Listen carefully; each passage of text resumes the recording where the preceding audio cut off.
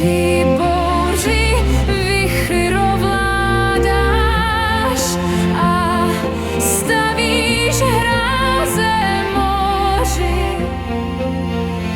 O všechno živé péči máš, ty jsi krásu světů stvořil. Svět luny, tichý vánek z hor, zvuk hromu, jarních písní chor, vše tobě chválu vzdává.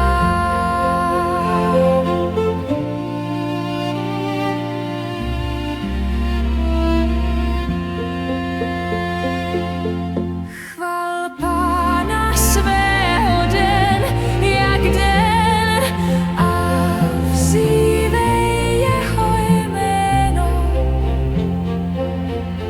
Ať Otec náš je veleben a jeho slovo ctěno. Ať všichni s láskou nadšením jdou za ním, za svým spasením.